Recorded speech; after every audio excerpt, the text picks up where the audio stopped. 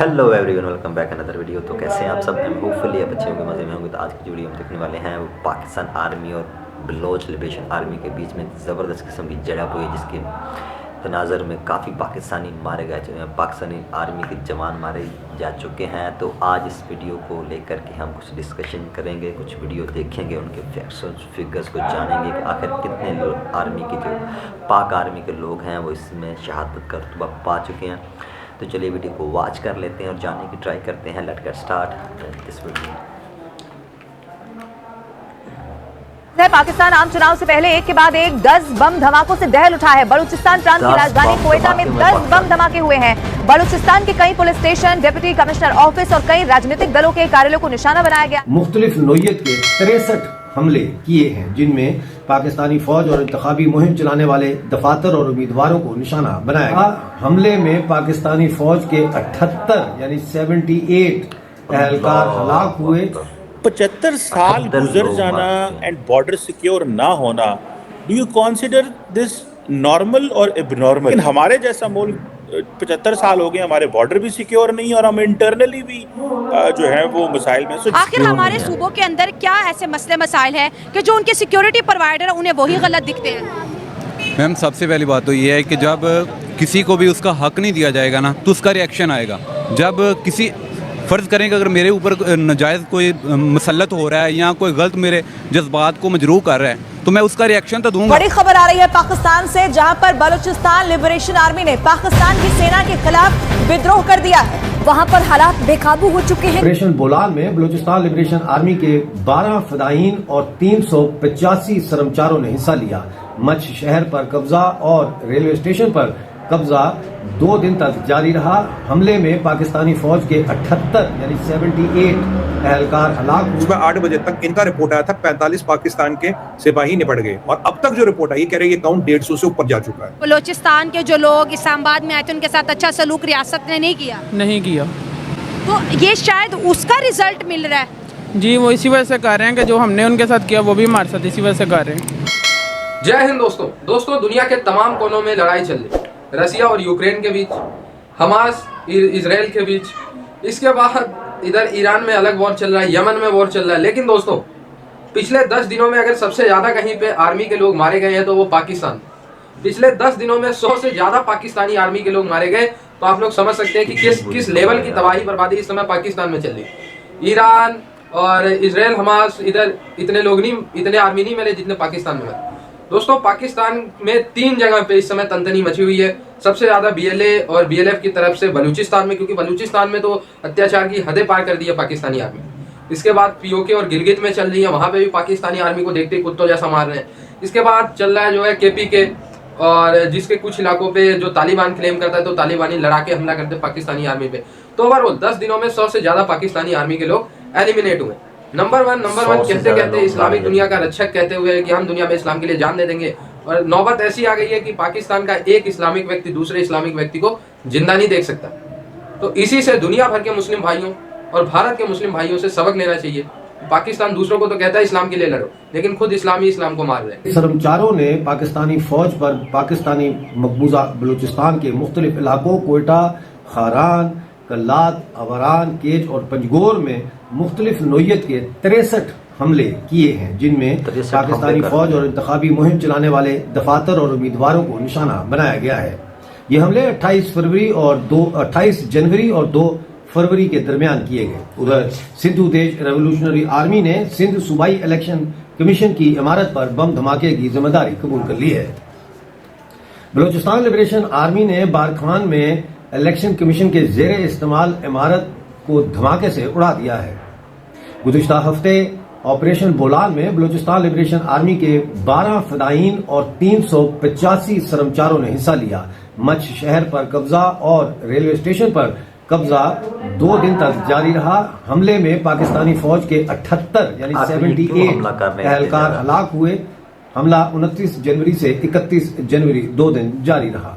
75 साल गुजर जाना एंड बॉर्डर सिक्योर ना होना, do you consider this normal और एबनॉर्मल? गो के और भी बहुत सारे मुल्कों में ये एक्सरसाइज हमने देखा कि उनके बॉर्डर्स खराब हैं, मसले हैं, लेकिन हमारे जैसा मुल्क 75 साल हो गए, हमारे बॉर्डर भी सिक्योर नहीं और हम इंटरनली भी जो है वो मिसाइल में। So do you consider this normal और abnormal? What is your take on that? Hindustan में भी मेरा ये ख्याल है कि तजारत को बंद करने से हमें नुकसान हुआ है, हिंदुस्तान को भी नुकसान हुआ है, क्योंकि दोनों मुल्कों में पीस कॉन्स्टिट्यूएंसीज बिल्ड करनी चाहिए थी। सिर्फ एक चीन के साथ है जहां पे हमारे सारे मामला अभी सही चल रहे हैं, तो जो अप्रोच चीन के साथ है उसी से मिलती जुलती अप्रोच अगर हम बाकी सारे बॉर्डर्स पे भी करें तो मेरे ख्याल में बेहतरी आएगी। तो ये दो स्टेप्स हैं, एक मैकेनिज्म और दूसरी अप्रोच, इकोनॉमिक अप्रोच। तो आप ये देखेंगे कि ये अगले आने वाली हुकूमत के पास एक अपॉर्चुनिटी है कि वो इनको इस हवालों से देखे, तो मेरे ख्याल में पाकिस्तान के बॉर्डर महफूज हो। हमारे पाकिस्तान में इस वजह से आर्मी को मारा जा रहा है क्योंकि हमने उनकी कोई हेल्प नहीं की। इंडिया ने भी हेल्प की और अमेरिका ने भी की। इसी वजह से हमारे पाकिस्तानियों को भी चाहिए कि बलूचिस्तान की हेल्प करें। तो बलूचिस्तान पाकिस्तान का हिस्सा नहीं है? हिस्सा है, मगर पाकिस्तानियों बलूचिस्तान में इस्लामाबाद में जो हुआ वो भी तो हादसा है ना बलूचिस्तानियों के साथ। मतलब आप ये मानते हो कि जो बलूचिस्तान के जो लोग इस्लामाबाद में आए थे उनके साथ अच्छा सलूक रियासत ने नहीं किया? नहीं किया। तो ये शायद उसका रिजल्ट मिल रहा है। जी, वो इसी वजह से कर रहे हैं कि जो हमने उनके साथ किया वो भी हमारे साथ इसी वजह से कर रहे हैं। और ये मच बड़ी बुरी हुई इनके साथ भी। बलूचिस्तान का मच नामक शहर जो है वो चला गया बलोचों के डायरेक्ट हाथ में। बताते हैं वहाँ का जितना भी post office, railway station, police station, military station सब उनके कब्जे में। कल या सुबह 8 बजे तक इनका रिपोर्ट आया था 45 पाकिस्तान के सिपाही निपट गए, और अब तक जो रिपोर्ट आई कह रही है ये काउंट 150 से ऊपर जा चुका है। 150 से ऊपर जा चुका। आपने बिल्कुल सही कहा, इनका रेलवे स्टेशन उनके कब्जे में है, इनका पुलिस स्टेशन जहाँ से रेजिस्टेंस आई, एक SHO 16-17 पुलिस वालों को इन्होंने मारा और बाकी को बोला भाई तुम सरेंडर कर लो, तुम हमारे रास्ते मत आओ, हम तुम्हारा कुछ नहीं करेंगे। रेलवे स्टेशन और जो वहाँ एक वो पीर गरीब करके एक इनकी कुछ आर्मी का पोस्ट है वहां पे, उस पे भी इन्होंने कब्जा कर लिया। तो मतलब एयर से ये वाला हिस्सा कट, लैंड से वाला हिस्सा कट, और जो भी वहां पुलिस आर्मी थी वो सारे एसेट्स पे इन्होंने कब्जा कर लिया, इंक्लूडिंग रेलवे स्टेशन। फिर खबर आती है कि भाई पहली बार पाकिस्तानी आर्मी वहां कुछ हेलीकॉप्टरों के जरिए अपने फौज को उतारने की कोशिश कर रही है।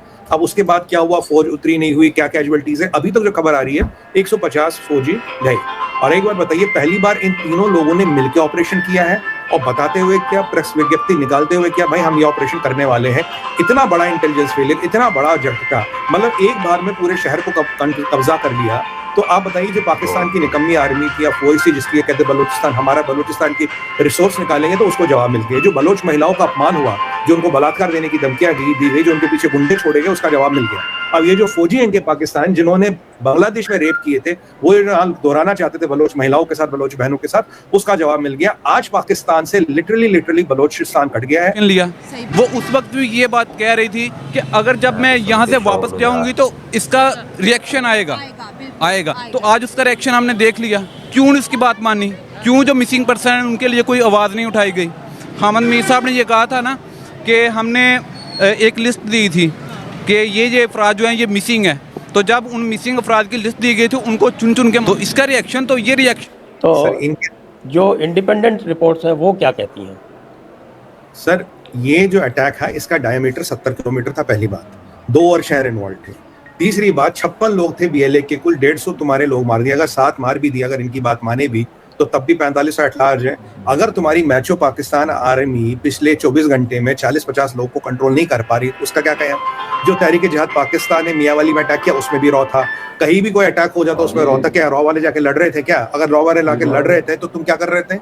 तुमने ये बोला कुलभूषण यादव नेटवर्क। एक बंदा तुम्हारे पास है, बोला कुलभूषण यादव नेटवर्क। मैंने एक बार इनके चैनल पे बोला था, मैंने कहा भाई अगर कुलभूषण यादव तुम्हारी ऐसी तैसी कर सकता है तो सोचो अगर यूपी पुलिस हमने भेजी तो तुम्हारा क्या हाल होगा? वो तो आधे घंटे में पाकिस्तान फतह करके आ जाएगी। एक बंदे से तुम इतना घबरा गए हो, तुम्हारा ISI, ISPR, army, military intelligence, तुम एक बंदे को हेल्प नहीं कर पा रहे हो। वास्तविकता ये है। आप बताइए, जो भी हम ऑफलाइन बात कर रहे थे सर, 2 दिन पहले कौन लैंड किया वहां पे? ईरान का विदेश मंत्री। बलूचिस्तान में किसके इंटरेस्ट हैं? ईरान के। बलूचिस्तान के लिए जो इन्होंने हमला किया, ईरान ने किया, इन्होंने रिटेलिएट किया।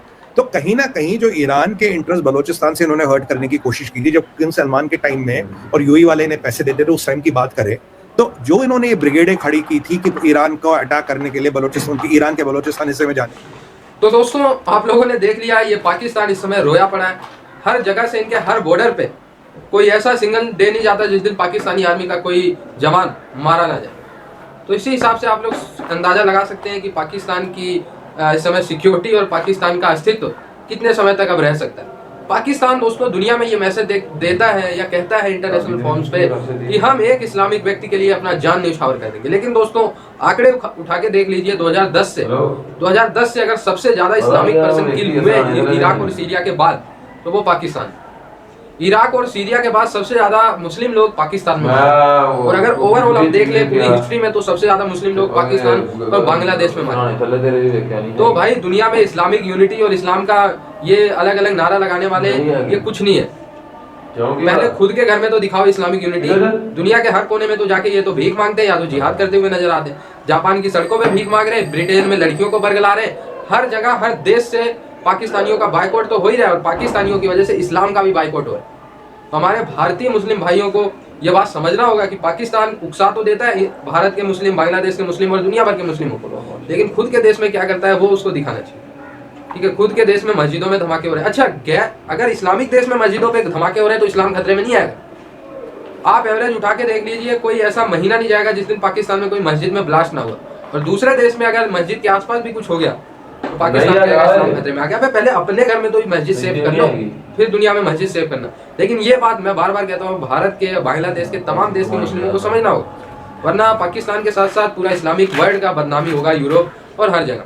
तो आई होप ये वीडियो आपको अच्छा लगा हो, जुड़े रहे ऐसे वीडियोस के लिए। तब तक के लिए धन्यवाद।